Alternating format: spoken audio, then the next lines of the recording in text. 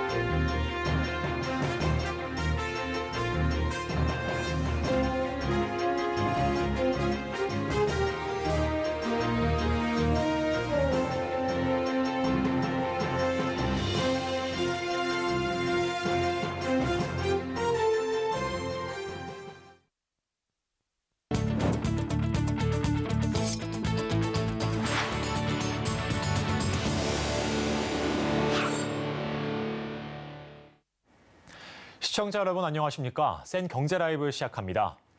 앞으로 미국에서 보조금을 받는 반도체 기업은 10년간 중국 내 생산을 5% 이상 늘릴 수 없게 됐습니다. 이 같은 내용을 담은 미국 반도체 지원법 세부안이 공개됐는데요. 국내에선 오늘 조세특례 제한법 개정안이 국회 상임위원회 문턱을 넘었습니다. 윤혜림 기자가 전해드립니다.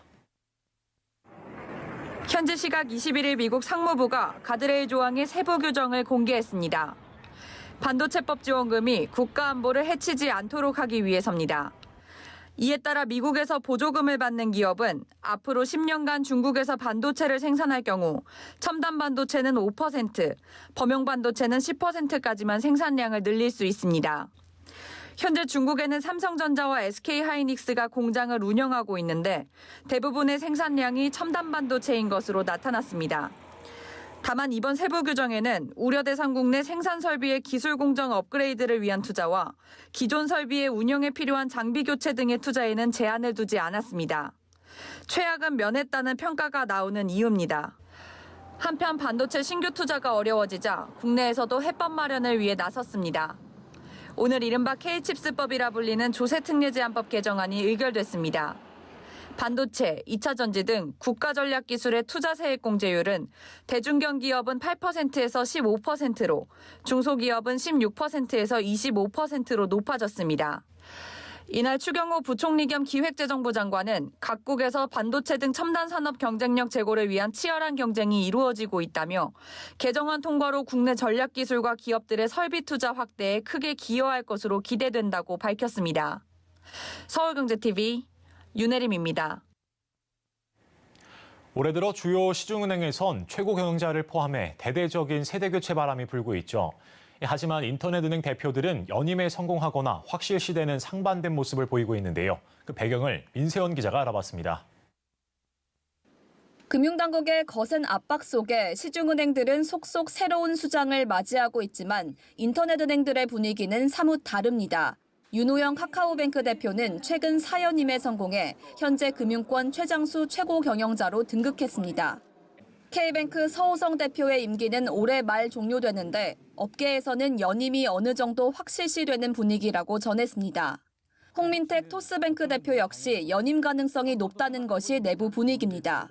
인뱅들이 은행권 물갈이 흐름에서 빗겨날 수 있었던 것은 금융당국의 압박이 주요 금융지주와 시중은행에 집중된 영향이 적지 않습니다.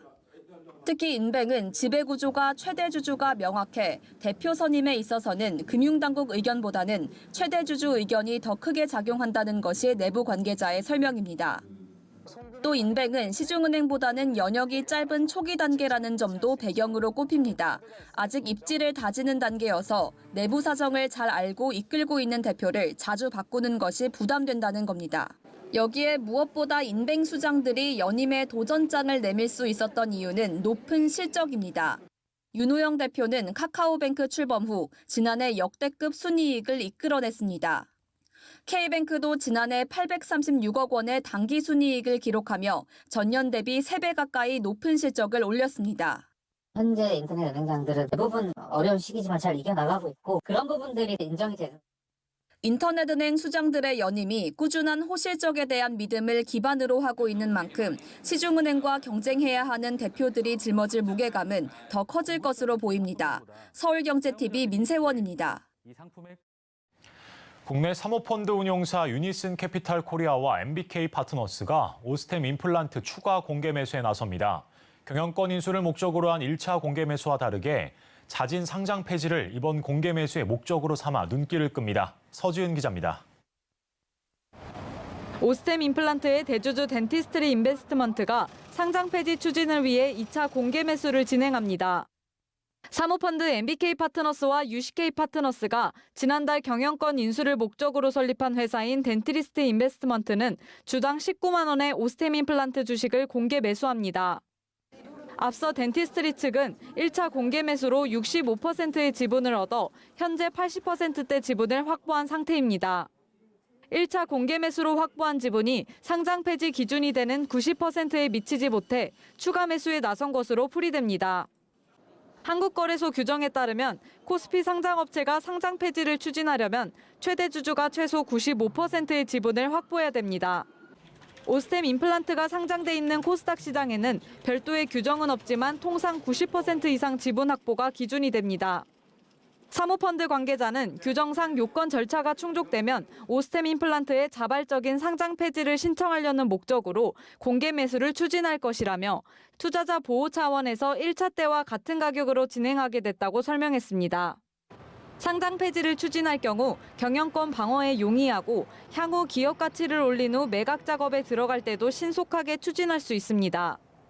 상장 폐지를 해서 경영권을 확보를 한 다음에 기업 개선 쪽으로 가는 게 더 유리했다고 판단을 했겠죠. 기업에 대해서 대대적인 개선 작업들을 진행을 하겠다라는 시나리오를 가지고 있을 가능성이 높아 보입니다. 한편 오스템 임플란트는 지난해 매출액이 전년 대비 27.8% 증가하며 1조 원을 넘어섰고 영업이익은 63.7% 늘며 가파른 성장세를 보이고 있습니다. 서울경제TV 서지은입니다. 정부가 지난달 노후계획도시 정비특별법을 발표하면서 경기도의 5개 일기 신도시 주민들의 재건축 기대감이 높아졌는데요. 원희룡 국토교통부 장관이 직접 주민들의 목소리를 듣기 위해 일산 신도시를 방문했습니다. 서청석 기자입니다. 경기도 일기 신도시를 대표하는 일산 신도시의 첫 입주 단지는 지난해 8월 재건축 요건인 30년을 채웠습니다. 지어진 지 30년이 넘은 아파트에 사는 주민들은 낡은 아파트의 안전 문제와 심한 누수, 주차 문제 등을 호소하고 있습니다. 재건축 요건을 채우자마자 예비 안전진단에 나섰지만 추진 과정은 롤러코스터를 탔습니다. 정밀 안전진단 문턱을 넘지 못해 제동이 걸렸고 이후 정부가 노후계획도시 정비특별법을 발표해 불씨가 다시 되살아났지만 이번엔 통합 재건축을 둘러싼 주민 갈등에 이렇다 할 진척이 없는 상황입니다. 이에 원희룡 국토교통부 장관이 직접 일산 신도시를 방문했습니다. 정부가 노후계획도시 정비와 지원에 관한 특별법을 발표한 뒤 원희룡 장관이 직접 주민들의 목소리를 들어보겠다며 나선 겁니다. 지은 지가 오래되다 보니까 건물이 여러 가지 좀 낡고 상해서 문제가 있는 데들도 있고요. 또 주차 불편이라든지 이런 게 워낙 오래되다 보니까 전반적인 그 기반 시설들이 문제가 많이 있습니다. 원희룡 장관은 백송마을 5단지를 시작으로 강촌, 백마, 후곡, 문촌, 강선마을 등을 2시간 30분여 동안 돌아보며 주민들의 이야기를 들었습니다. 원 장관은 노후 아파트에 사는 일산 신도시 주민들의 재건축 소망을 이뤄주기 위해 정부가 최선의 노력을 다하고 있다면서도 가장 중요한 건 주민들이 한 목소리를 내는 게 중요하다고 강조했습니다. 저 앞에 걸기적거리는 것들은 다 치워놨으니까요. 네. 서로 손잡고 걸어가기만 하면 됩니다. 현재 1기 신도시들은 선도지구 지정과 통합 재건축을 둘러싼 단지 간 의견 차이가 심한 상황이기 때문에 각 신도시의 총괄 기획자와 자치단체, 특히 주민들 사이의 원활한 의사소통을 강조한 것으로 풀이됩니다. 서울경제TV 서청석입니다. 증권업계가 부동산 PF 시장 구원투수로 나서고 있습니다. KB금융에 이어 한국투자증권까지 부동산 PF 시장의 유동성 지원을 약속한 건데요. 어려운 시기에 윈윈할 수 있는 전략이지만 부동산 위기가 장기화되면 유동성에 어려움을 겪을 수 있다는 지적도 나옵니다. 최민정 기자입니다. 부동산 침체기 속 증권사들이 건설사들의 자금 지원에 나서고 있습니다. 한국투자증권은 태영건설에 이어 코오롱글로벌과 손을 잡았습니다. 한국투자증권은 전날 코오롱그룹 건설 계열사인 코오롱글로벌 부동산 PF에 2,680억 원을 투자한다고 전했습니다. 조성된 자금을 활용해 브릿지론 자산유동화 기업어음의 만기가 도래하면 이를 사들이는 방식으로 유동성을 지원해줄 방침입니다. 지난 13일 KB증권 등 KB금융 계열사들이 약 5천억 원 규모의 부동산 PF 사업 유동성 지원에 나선 데 이어 오늘 신한은행도 부동산 PF 시장의 자금 지원을 결정했습니다. 신한은행의 지원은 신규 자금 2,500억 원에 브릿지 대출 만기 연장 3천억 원을 더해 총 5,500억 규모로 이루어집니다. 시장에선 건설사와 증권사 간의 협업으로 건설사는 재무 안전성을 확보하고 증권사는 수수료와 고금리 이자 수익을 챙길 수 있는 윈윈 전략이라 설명합니다. 다만 일각에선 부동산 침체 장기화에 따른 추가적인 재무 부담 확대 가능성이 있다며 증권사의 재무 건전성을 훼손하지 않는 선에서 도와줘야 한다고 조언합니다. 이런 지원이 대규모로 이루어질 경우에는 대형 증권사도 건전성 리스크가 부각될 수 있는 만큼 일정 수준 내에서 건전성과 유동성을 크게 훼손하지 않는 범위 내에서 지원하는 것이 바람직하다고 생각합니다. 서울경제TV 최민정입니다. 최근 시장금리 급등에도 주택담보대출 변동금리는 인하세가 계속되고 있는데요. 이런 상황에서도 고정금 인기가 훨씬 높다고 합니다. 어떤 이유가 있는지 김수빈 기자가 알아봤습니다. 변동금리가 하락세인데도 고정금리를 선택하는 소비자가 급증하고 있습니다. 금융권에 따르면 KB국민은행의 2월 말 기준 주택담보대출 고정형 비중이 70%, 변동형이 30% 수준으로 나타났습니다. 지난해와 비교하면 정반대입니다. 우리은행은 올 들어 고정형 비중이 90% 이상으로 집계됐고 인터넷 은행들의 상황도 비슷합니다. 정책 상품으로 고정금리인 특례 보금자리로만 봐도 2월 말 기준 대출 신청액 절반 이상이 대환 대출 목적이었습니다. 변동형 금리의 기준인 코픽스는 석 달 연속 내리고 은행들이 가산금리를 조정하면서 변동금리는 하락세를 보이는 중입니다. 이런 추세라면 고정금리보다 더 낮아질 가능성도 나옵니다. 이 같은 상황에서도 소비자들이 고정금리를 선택하는 건 금융시장 변동성이 확대될 것으로 보고 있어서입니다. 오늘자 5대 시중은행의 주담대 금리를 보면 고정형 금리 밴드는 3.83에서 5.95%로 변동형보다 하단이 0.39%포인트, 상단이 0.243%포인트 낮았습니다. 앞으로 전망도 별반 다르지 않습니다. 미국 실리콘밸리 은행 사태 이후 미국은 물론 한국은행도 기준금리 동결론이 거세지지만 인상 기조는 그대로입니다. 이런 상황 때문에 변동금리 전망을 가늠하기도 쉽지 않습니다.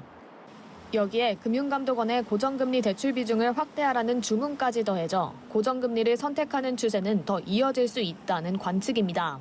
현재 금융시장 상황이 반등해지면서 고정금리에 대한 수요가 증가하고 있고요. 개인의 용도와 개인의 이후 금리 상황에 대한 견해 등에 따라서 그 용도는 달라질 수 있을 것으로 생각되고요. 전문가들은 차주들의 대출 상황과 여건, 그리고 앞으로 통화정책 방향성에 따라 대환대출 등을 유연하게 고려해야 한다고 조언합니다. 서울경제TV 김수빈입니다. 삼성전자가 국제수자원관리동맹 AWS로부터 최고 등급인 플래티넘 인증을 받았습니다.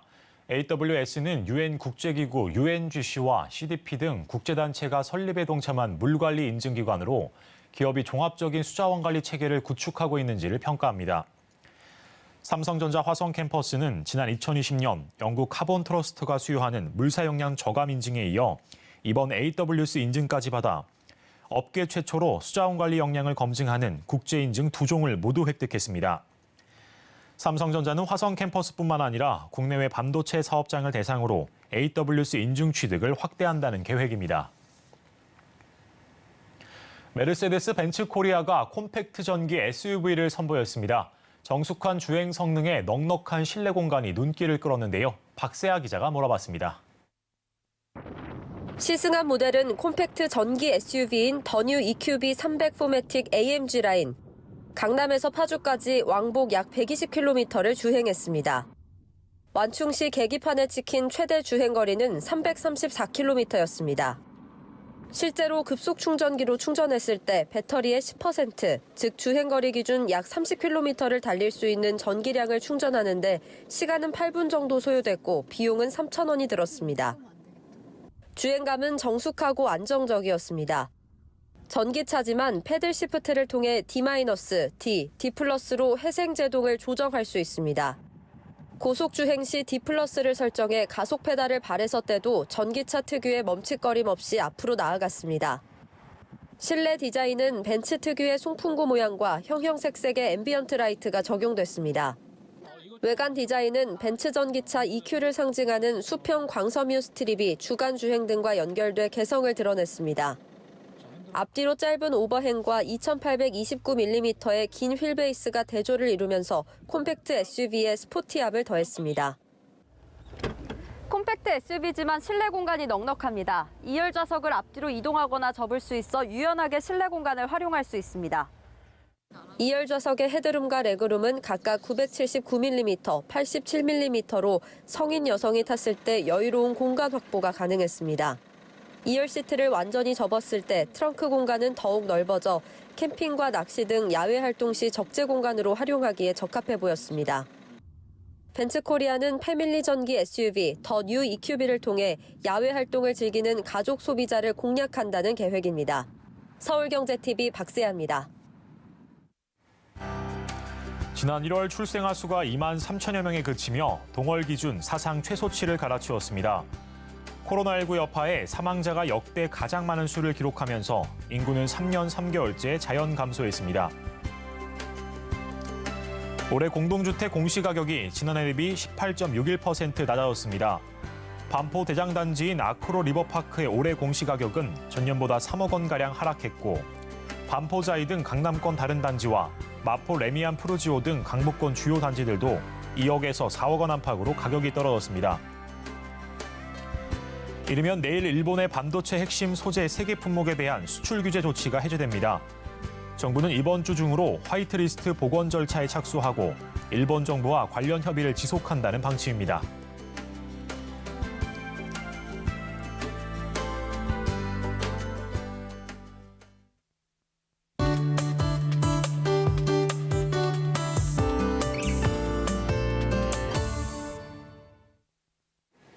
전 세계에서 기후변화를 막기 위해 가장 많은 노력을 하고 있는 나라가 유럽연합인데요.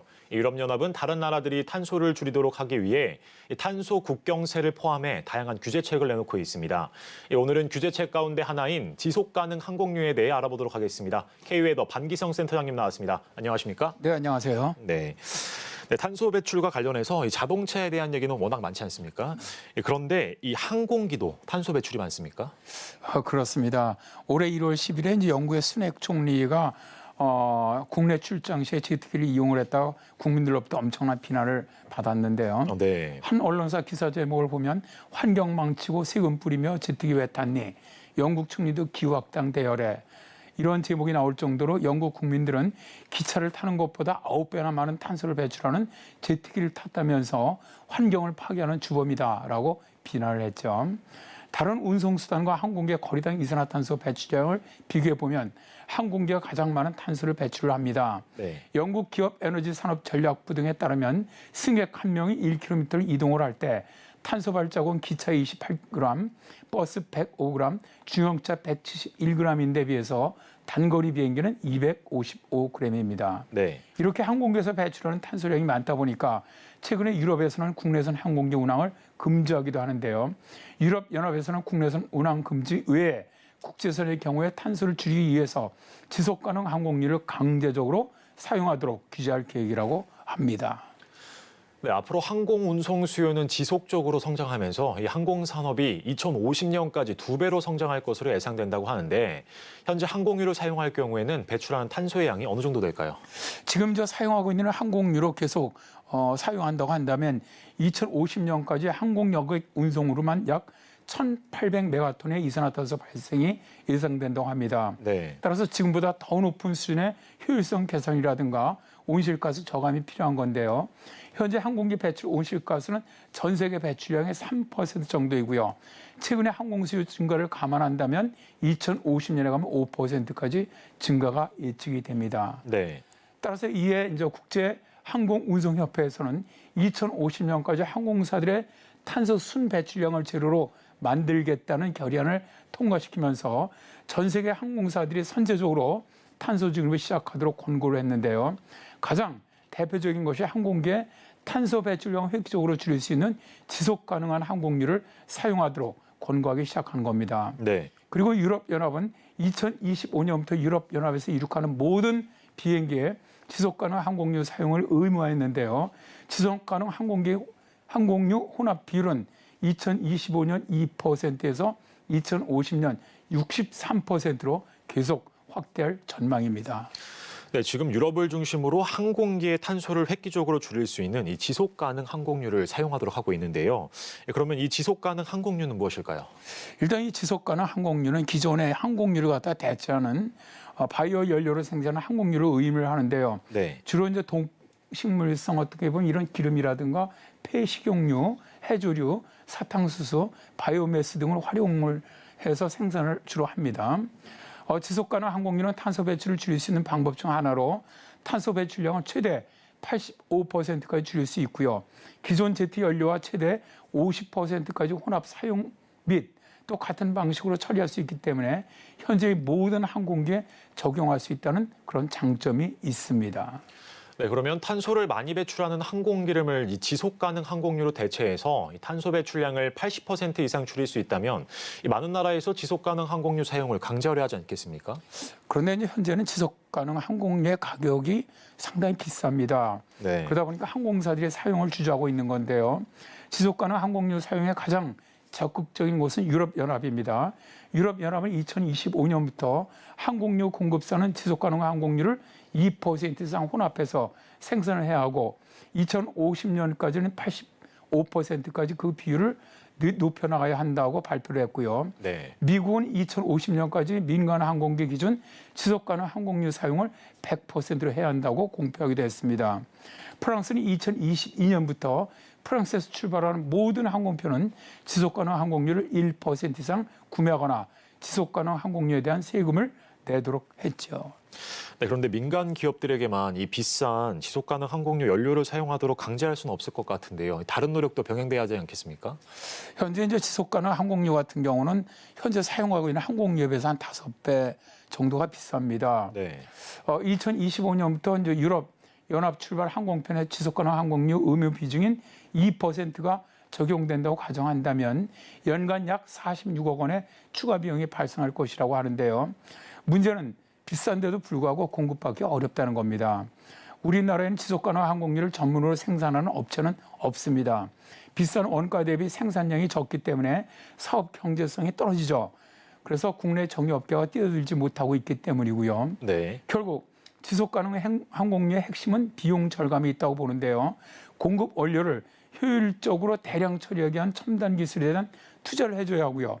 정유사들이 지속 가능 항공유 시장에 진입할 수 있도록 정부의 어떻게 보면 적극적인 정책적인 인센티브 제공이 필요하다고 봅니다. 네. 지속 가능 항공유 생산이 가능해진다면 앞으로 정말 매우 유명한 산업이 될 수도 있거든요. 따라서 정부나 기업들의 투자가 이루어져서 탄소 절감에도 좀 기여를 하고 오해 획득도 많아졌으면 좋겠습니다. 네, 오늘은 지속 가능 항공유에 대해서 얘기 나눠봤습니다. K웨더 반기성 센터장님과 함께했습니다. 오늘 말씀 고맙습니다. 네, 감사합니다.